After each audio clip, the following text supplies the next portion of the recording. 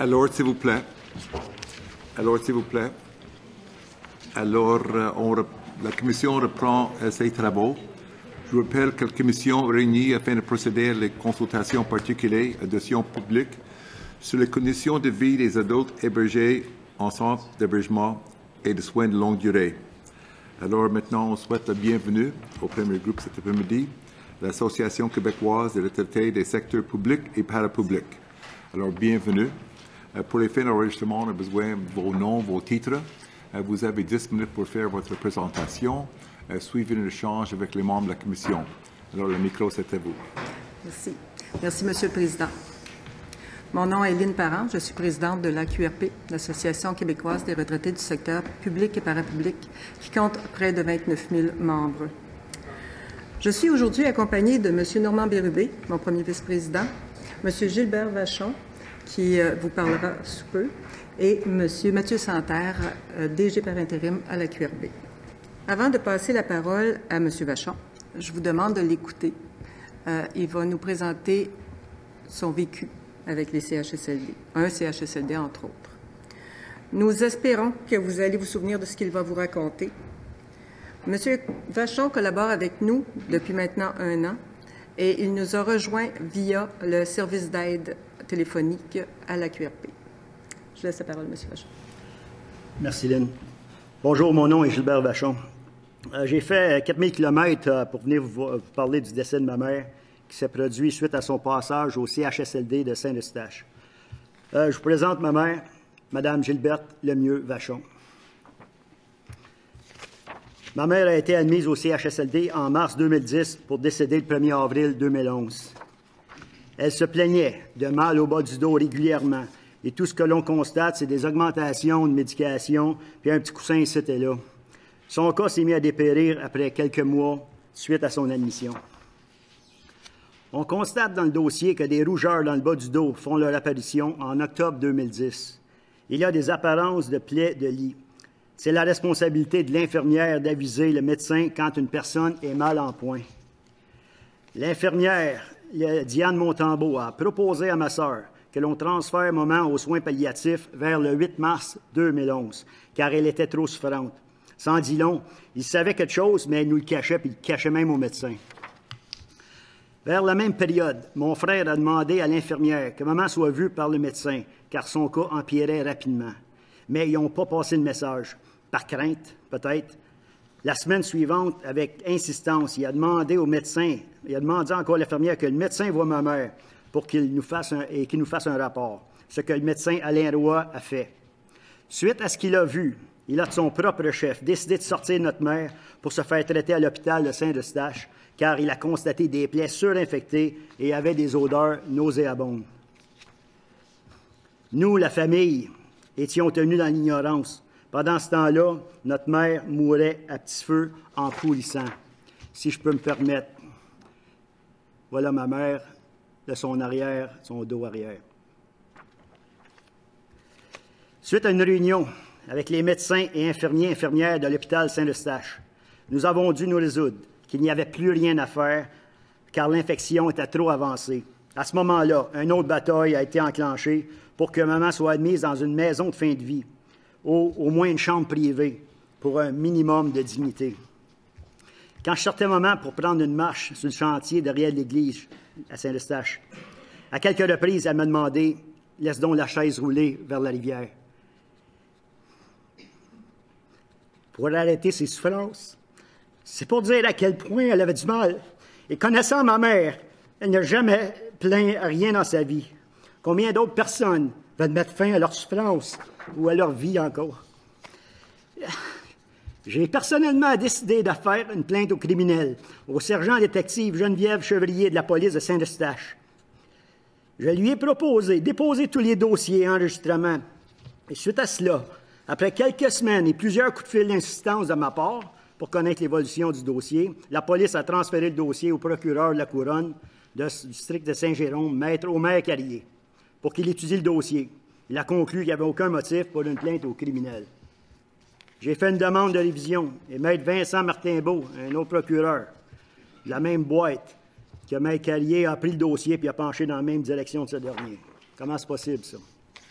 Ma mère étant dans un CHSLD du domaine public et les procureurs le couronne, payés par le gouvernement, m'amènent à me poser la question suivante. Y aurait-il apparence de conflit d'intérêts? La question que je me pose. Aucune imputabilité du personnel et aucune conséquence punitive suite aux actions et traitements inappropriés envers la condition médicale de ma mère. Le coroner conclut que notre mère n'aurait pas dû mourir à ce moment et de cette façon et que son décès aurait pu être évité. Le rapport du C3S et celui du protecteur du citoyen penchent également en notre faveur. On parle ici de négligence, cacher de l'information. Ça s'est passé, ça se passe, ça se passera encore dans l'avenir. L'inaction de certains membres du personnel, ceux qui voient et gardent le silence par peur de représailles, omerta, et peut-être de certains élus, sont-ils complices du décès de ma mère et peut-être de certains autres aînés. Si on maltraite les petits chiens ou les petits chats, il y a des lois pour les protéger. Et j'ai rien contre ça. Alors pourquoi faisons pas de même pour nos petits vieux? On sait bien que les petits chiens, les petits chats, c'est cute, avec leurs petites bêtes. Mais nos petits vieux, par contre, avec leurs rides, leurs faiblesses, sont pas aussi cute, hein? Ce n'est pas les petits chiens, les petits chats qui nous ont emmenés où nous sommes aujourd'hui, mais bel et bien nos tirs à tatiner, avec amour. Ceux qui ont bâti notre histoire, ceux qui nous ont donné notre fierté, ce sont nos aînés. Où est le respect là-dedans? Les lois sont malheureusement plus accommodantes pour les animaux que pour nos aînés. Est-ce normal? Donnez-moi la job de ministre des aînés pour une couple de semaines. Si le ministre concerné veut bien me suivre, on va aller au front, on va aller sur la ligne de tir, on va aller constater en direct avec nos petits vieux, nos petites vieilles, leurs conditions. On va aller manger avec eux, on va aller jaser et les écouter. On va aller vivre ce qu'ils vivent. Alors peut-être quelqu'un va comprendre qu'il manque de support, de main-d'œuvre. Puis ça ne pardonne pas la négligence, mais on peut apporter une solution. Combien de personnes retraitées sont en forme puis qui désiraient participer en assistant nos infirmiers et infirmières, des préposés? OK, ils n'ont peut-être pas de carte de compétence, mais ils ont certainement une vie derrière eux. Donnons-leur un petit salaire pour compenser leurs dépenses. Ils pourront ainsi supporter le personnel pour s'assurer que les personnes admises en CHSLD aient de l'écoute, de l'assistance, aider les patients pour manger ou tout simplement avoir un ami. On pourrait les appeler sage-femme, sage-homme, préposé amis ou quoi que ce soit.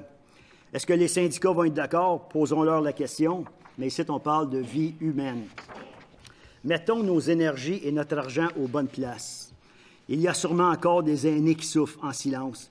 Et il ne faudrait pas oublier dans quelle direction nous en allons. C'est là qu'on s'en va. Je vous remercie. Mon nom est Gilbert Vachon. Merci, M. Vachon. Alors voilà. Si vous avez des questions. Alors, merci pour votre présentation. On commence maintenant avec le groupe de gouvernement. Madame députée de Sainte-Rose. Mais M. Vachon, j'ai été vraiment bien touché par votre présentation.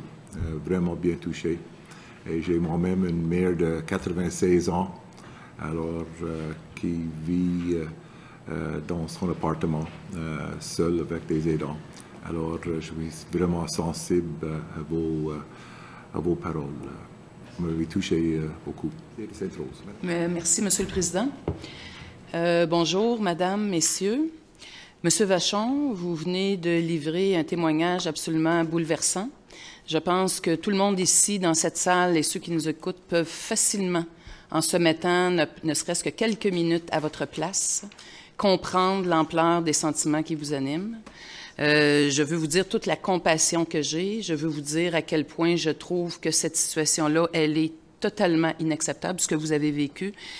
D'où vraiment l'importance du travail qu'on fait actuellement. Il faut absolument se donner les moyens. Je pense que votre point de vue est important et j'aimerais ça que vous nous disiez, vous, si quand les événements, là, vous nous parlez de mars, quand votre mère, au mois de mars 2010, quand elle a été admise, si c'était à refaire, là, comment vous souhaiteriez que ça se passe et quel est, selon vous, quels sont les événements ou quels sont les gestes qu'on devrait faire autrement, qui auraient pu être posés autrement et qui n'auraient pas mené? Est-ce que c'est parce qu'on ne vous a pas écouté quand vous avez sonné l'alarme? Est-ce qu'à votre avis, il y a des mécanismes absents qui auraient dû être là et qui auraient pu avoir comme effet que la situation ne se serait pas dégradée à ce point-là? Selon votre point de vue et votre vécu, qu'est-ce qui aurait pu se passer autrement? Monsieur Vachon. Personnellement, je vais commencer en parlant pas ce que le gouvernement aurait pu faire, mais ce que nous autres, les enfants puis le peuple peuvent faire. C'est, aller voir nos parents, nos grands-parents dans ces établissements-là. C'est pas des garderies où on place nos vieux, puis fini, on n'en parle plus. Excusez pour le geste. Puis c'est ça. Moi, là, ce que je demande au personnel là-bas, c'est sûr qu'il manque de personnel, ils ont besoin d'aide. Ça se voit tout de suite quand il y en a 2 pour servir comme 50 patients. C'est pas assez, à mon avis, c'est pas assez.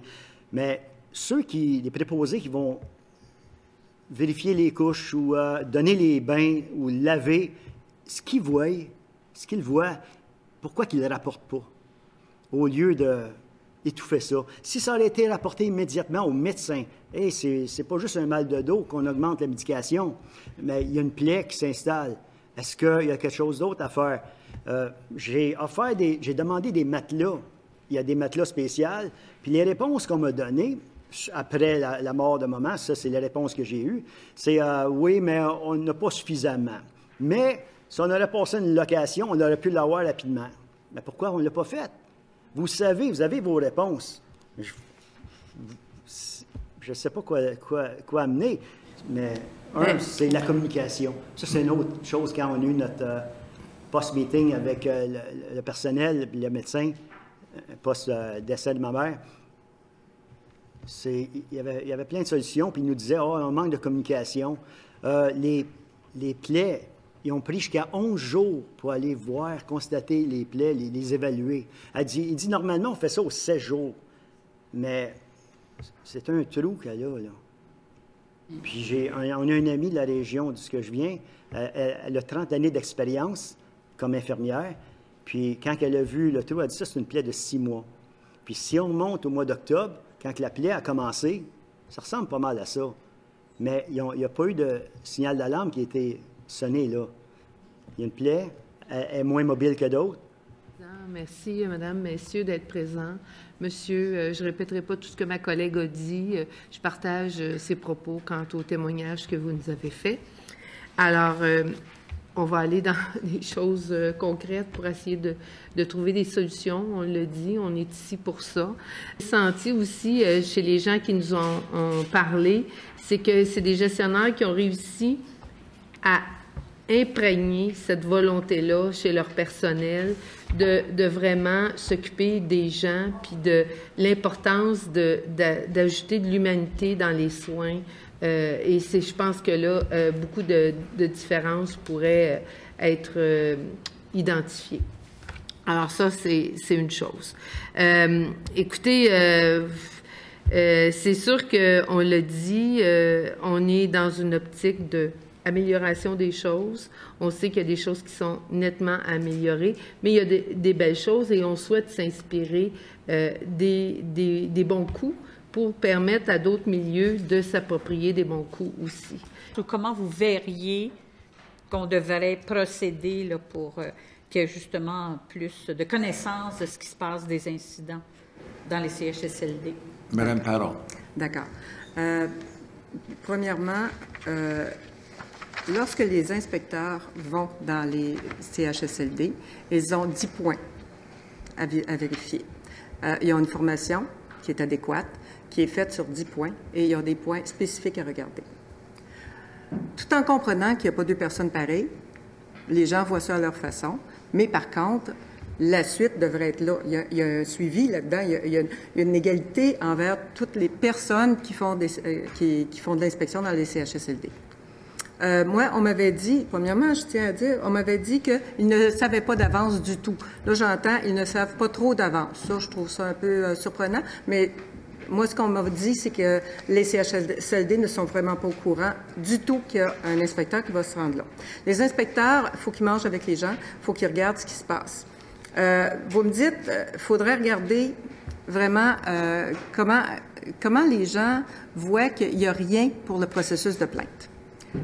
Quand une personne arrive dans un CHSLD, si on le prend, il y a 2 choses qu'on demande. On demande qu'il soit pris en charge, qu'il y ait une étude sur le cas particulier de la personne, et on s'aperçoit que ça, ce n'est pas toujours suivi. Ça, c'est suite à ce qu'on a lu sur les inspections.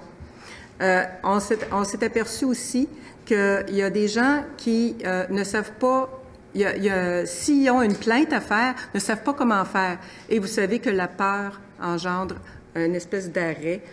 La peur, ça brise tout. C'est que la personne est complètement... elle devient très, très négative et dans son coin parce qu'elle ne veut pas faire comprendre la peur qu'elle a. Et elle ne le dira pas toujours parce qu'elle a peur d'avoir des représailles à ce sujet-là. Moi, je vais vous dire, il y a le projet de loi 399 qui a été présenté. C'est un projet de loi qui va dénoncer, on va donner le pouvoir à tous les professionnels, n'importe lequel, une personne dans les endroits où ils demeurent, qui va être en charge de ça et qui va garder secret la demande de la personne. Il faudrait que la personne qui arrive dans un CHSLD soit au courant qu'il est possible de faire une plainte sans qu'elle en subisse les représailles. C'est très important. Voilà pourquoi on veut absolument que les gens sachent qu'est-ce qui se passe quand ils arrivent, il faut qu'ils soient évalués selon leurs besoins, les besoins et les manques qu'ils ont. Pourquoi ils sont là? Parce qu'habituellement, c'est pour 3h30 de soins et plus, les gens qui vont en CHSLD. Alors, ils ont des besoins spécifiques qui ne sont pas les mêmes d'un à l'autre. Il faut qu'ils sachent comment faire, qu'est-ce qui se passe, qu'est-ce qu'ils vont faire avec eux, comme on fait habituellement quand on donne une formation à quelqu'un. On dit, bon, on va commencer par vous dire ça, ça, ça. Mais quelqu'un qui arrive dans un milieu de vie, il faudrait qu'il sache à peu près qu'est-ce qu'on va faire avec elle? À chaque jour, bon, elle va aller au loisir. On dit qu'il en manque un peu, mais c'est très bon pour l'esprit, pour les problèmes cognitifs des personnes. Il y a toutes sortes de choses à mettre en place.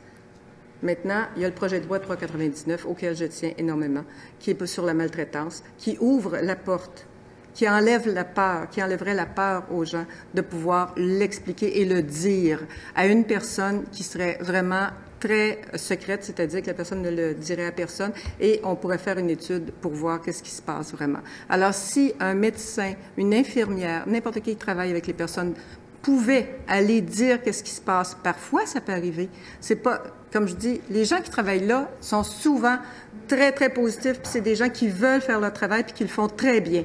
Mais il arrive qu'une fois, ça peut arriver. Il y a des choses qui arrivent comme ça, c'est arrivé. Il y en a d'autres qui arrivent. On entend parler à tout bout de champ. Il y en a. Il faudrait vraiment faire attention à ça. Moi, je pense que la maltraitance, contrer la maltraitance, c'est très important. Madame Depté, Madeleine, vous avez 1 minute. Je pense que, comme vous, c'est très important de contrer la maltraitance, c'est inacceptable.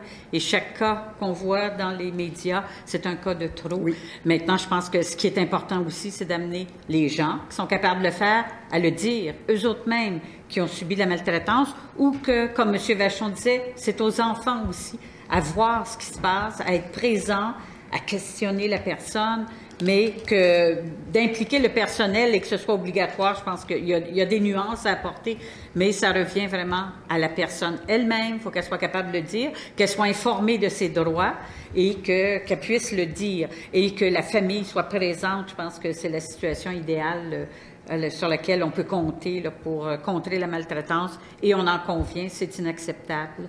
Merci beaucoup. Monsieur Vachon.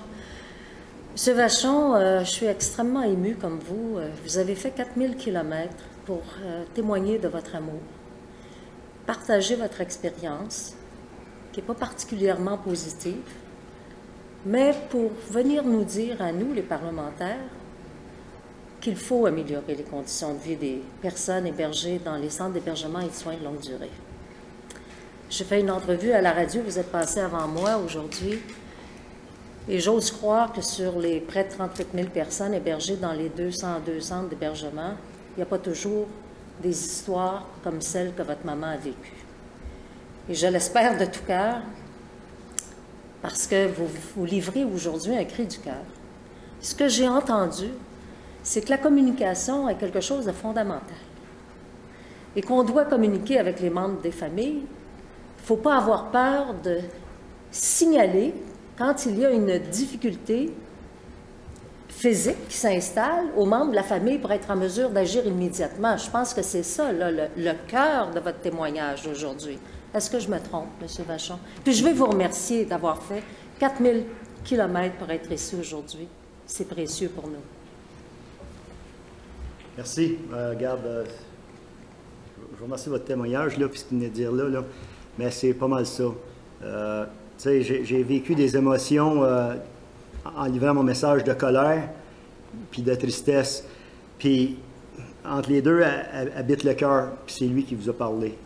Je ne veux pas avoir... Je suis désolé si j'ai peut-être semblé arrogant, là, mais j'étais dans le feu de l'action. Ça me rappelle tellement, là, qu'est-ce que j'aurais pu faire aussi. On a de quoi faire, le gouvernement, mais encore une fois, qu'est-ce que moi j'aurais pu faire? Puis, sachant tout ce qui s'est passé, nous faire refuser l'accès pour aider le personnel, on va réconforter notre mère pendant que vous la mobilisez ou vous changez ses pansements, je ne sais pas. On s'est toujours fait mis dehors. Aller dans le corridor, vous n'avez pas à voir ça, c'est notre job. Avoir vu, mais il faut communiquer, il ne faut plus rester dans l'ignorance, là. Puis, la dénonciation obligatoire. Il faut qu'on dénonce. J'ai parlé avec des bons travaillants là-dedans, mais top-notch, là, ils prenaient soin de leur monde, parce que c'est une minorité que je suis venu parler ici, là. Parce qu'il y en a qui sont super bien traités, puis tant mieux. Mais ils disaient, là, ils disaient, on peut pas... on voit ce qui se passe. On voit qu'il y en a qui ne prennent pas soin, puis... Mais, moi, j'ai dit, pourquoi vous ne parlez pas? L'Omerta, comme j'ai dit tantôt, ils ne parlent pas, ils ont peur aux représailles. Mais c'est quoi le problème? C'est-tu syndicat? C'est-tu des têtes fortes? Je ne sais pas. Peut-être qu'il n'y a pas des bonnes personnes de bonne place, comme vous parliez plus tôt, là. Puis la peur. On parlait de peur. Poser des actions. La peur, c'est... Moi, je pense pas que c'est une peur. À un moment donné, tu veux dénoncer. Moi, j'ai dénoncé. La famille, à un moment donné, elle ne pouvait plus continuer avec moi dans mon dos. Ils ont dit, Gilbert, on te laisse aller, mais on te back, là, c'est sûr, là. Mais c'est parce qu'à un moment donné, tu t'en perds les moyens. Moi, je remercie la compagnie pour qui je travaille dans l'Ouest. Ils m'ont payé mes journées. Ils disent, vas-y, tu as une cause dans les mains. Puis, on approuve ce que tu fais. Parce que tu ne le fais pas juste pour ton monde. Tu le fais pour notre mère, nos pères. Puis, ça se passe au BC. Un autre cas de plaie de lit, coupé 2 jambes, puis il en est mort, le monsieur. À Calgary, même chose. Une femme, il y a à peu près 3 ou 4 mois, avec les plaies de lit qui étaient en cause. Merci, Madame, votre témoignage. Madame députée de Saint-Henri-Sénat. Monsieur Vachon et Madame Parent, Monsieur Bérubé, Monsieur Santerre, c'est une commission non partisane. On veut parler des vraies affaires ici.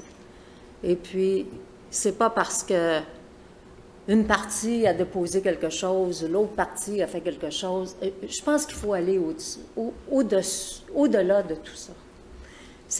Vous le savez, c'est moi qui ai déposé le projet de loi 399 pour contrer la maltraitance. Mais ce n'est pas parce que c'est moi qui l'ai déposé. Je pense qu'on est rendu à un moment où vous avez dit quelque chose, puis je veux vous entendre. Les gens ont peur de dénoncer parce qu'ils ont peur aux représailles. Même les membres des familles. Moi, je me souviens quand on a fait la consultation publique sur les conditions de vie des aînés, on ne parlait même pas de ça, de la maltraitance chez les personnes âgées.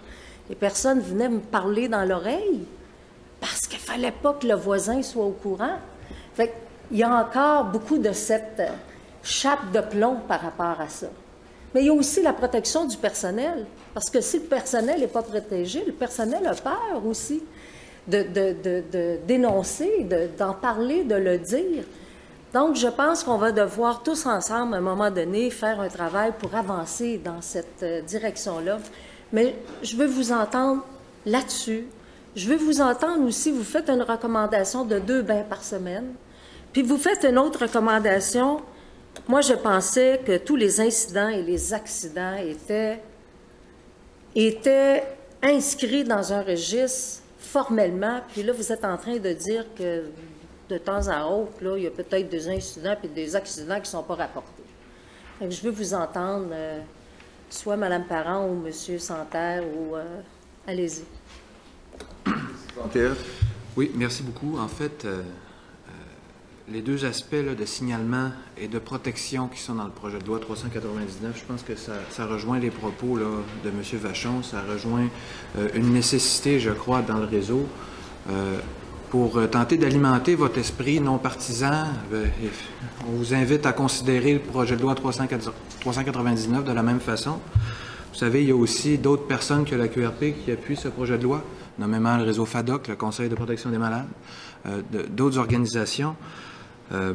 C'est une nécessité, on le voit, qu'il y a une possibilité de signalement et de protection de la personne qui signale. Sinon, on a peur de le faire. C'est documenté. Par ailleurs, des cas d'abus ou de maltraitance dans le réseau de la santé, même sur la base d'un rapport partiel qui ne repère pas tous les événements, parce qu'il y a une sous-déclaration des incidents, notamment dans le réseau de la santé, même sur la base de ça, on se rend à peu près à 5000 cas par année. C'est beaucoup de cas d'abus. C'est beaucoup de gens. Toutes les personnes ne subissent pas le sort malheureux de Mme Lemieux-Vachon, sauf que vous entendrez avec moi qu'un petit larcin, un vol d'une montre dans une chambre, c'est pas joli non plus. Et désolé de vous surprendre concernant la sous-déclaration des incidents, c'est dans les rapports qui sont publiés par le ministère de la Santé. Tous les établissements ne participent pas à l'exercice, malheureusement. C'est déplorable. Et quand on rajoute à ça le fait que dans de nombreux cas, le formulaire de plainte n'est pas disponible lorsque la personne entre, on peut se demander dans quelle espèce d'atmosphère de protection des établissements eux-mêmes, parfois, on peut se retrouver. Alors, j'espère que ça a répondu à votre question, mais on invite tout le monde. Et je crois même que dans l'esprit, votre collègue de la partie gouvernementale était avec l'esprit du projet de loi 399 tout à l'heure. Alors, il me semble qu'il y a quelque chose à faire de ce point de vue-là. Madame députée de Saint-Maurice.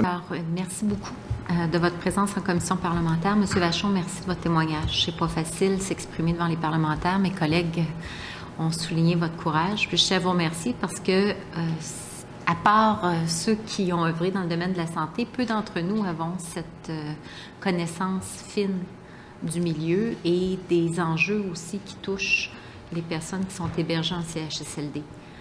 On en entend parler à travers les médias, mais au-delà de ça, on n'a pas toujours accès directement à ceux et celles qui vivent des moments difficiles.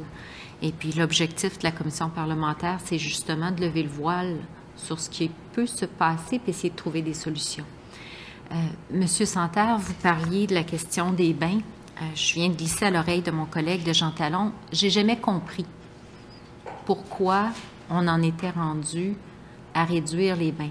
Parce que pour les gens qui sont alités, le premier soin de confort, outre un soin médical, il semble que c'est un bain. On file pas, quand on file pas, notre réflexe, bien souvent, pour nous-mêmes, c'est de prendre un bain et puis d'en sentir les effets bénéfiques. Puis pour les gens alités, pour la peau, pour tout, il me semble que le bain est un soin qui coûte pas cher. Bien, je comprends. C'est par les bains. Il y a pas, dans plusieurs endroits, il n'y a pas de protocole, comme de quoi ça prend un bain ou 0 bain par semaine. Il y a des places qui n'ont pas du tout, il n'y a rien d'écrit, il n'y a rien d'organisé dans la résidence, dans le CHSLD, pour dire les personnes ont besoin de tant de bains par semaine. Il n'y en a même pas un. Alors, vous vous imaginez que quand c'est comme ça et qu'ils n'ont pas le personnel suffisant, donner un bain à quelqu'un qui manque de mobilité, ça prend beaucoup de temps, là. Alors, c'est toujours une histoire d'efficacité. Si on veut que l'efficacité arrive puis que tout ça soit bien fait, parfois, là, le bain par semaine, il peut même être oublié dans certains cas. Alors, pour nous, l'histoire de 2 bains, puis vous avez absolument raison que quand on file pas bien, un bain, ça fait tellement du bien. Juste le matin, une douche, là, juste sentir l'eau, mon Dieu, qu'on dirait qu'on repart à neuf. Alors, on s'imagine que quelqu'un qui est alité, en plus, qui est toujours dans les mêmes draps, là, ou souvent, mais ça fait vraiment du bien. Pour ça, vous avez raison. Et pour nous, 2 bains par semaine, ce n'est pas exagéré. Merci, Monsieur le Président. Merci de votre présence avec nous. Merci, Monsieur Vachon. Votre témoignage est très éclairant. Évidemment, il est très touchant, mais au-delà de ça, je pense qu'il nous fait réaliser à quel point il est urgent d'adopter le projet de loi 399. Finalement, vous faites la démonstration de l'urgence qu'on a à procéder dans des cas comme celui-là. Et l'urgence de procéder aussi afin que les gens puissent dénoncer des situations qu'on qualifie d'exceptionnelles. On s'entend que c'est pas dans l'ensemble du réseau, mais c'est un de trop. Alors, si on ne protège pas les gens qui peuvent dénoncer, on passe à côté on laisse une personne en détresse, c'est une personne de trop. Alors, je pense qu'aujourd'hui, ce que vous faites, c'est finalement venir nous faire la démonstration qu'il est urgent d'agir à ce niveau-là. Et c'est aussi inquiétant d'entendre des gens dire qu'ils ne vont pas dénoncer par crainte de représailles. Et ça, à l'ère où on est en 2013, c'est impensable au Québec qu'on en soit rendu à cette étape-là. Alors, merci de nous sensibiliser à ça.